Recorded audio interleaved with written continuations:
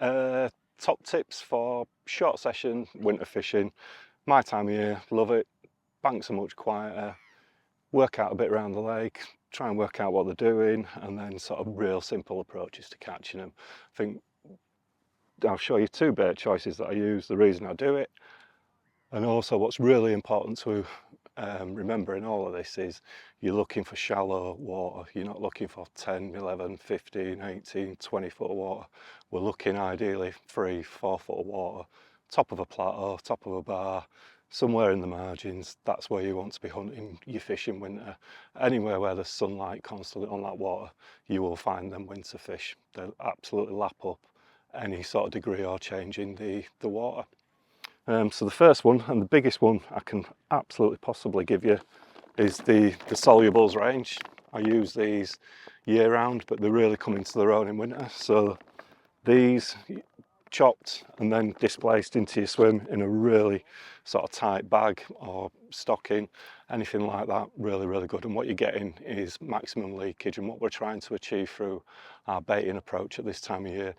We're not feeding and feeding and feeding for a feeding response from fish, but for me it's almost a curiosity factor, and what I'm looking at when I'm doing this is maximum solubility, and solubility is the key word within sort of my baiting approach through winter. It's really, really important that the attractor profile, the amino acids and everything get into the water column absolutely as quickly as possible, because that's what's going to nick you a bite. It's not necessarily a feeding bite.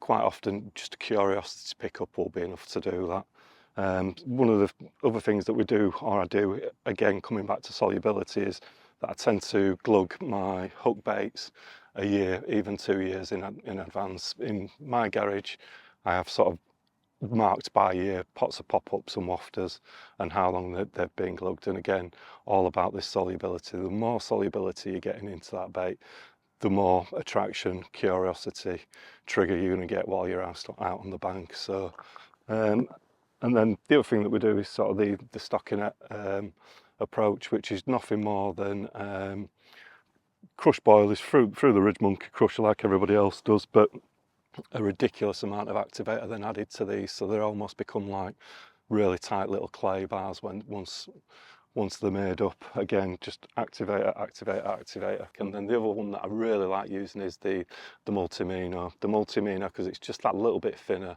soaks in that much better. And again, that's the base of sort of my soaking on all my winter baits, and it works exceptionally well, and it does provide that response that we're looking for. But yeah, the other thing is don't overbait. So for me, that little stockinette, I'm confident fishing that on the right spot, that's enough liquid attractor in that. The attractor profile is good in the crush boilers anyway. I'm super confident that's enough to buy me a bite or a pickup at that point. I don't do anything strange in terms of hooks. I just fish standard KD, generally an 18 and 12 mil snowman. What I do is I tend to fish a lot of inline drop-offs or running leads rather than the lead clip. For me, they just give you much more superior bite indication. The inline on a short hook link is going to give you much better connection with any fish. In effect, it can't move the lead, it can't pivot, it's either got to hit the lead or it's not.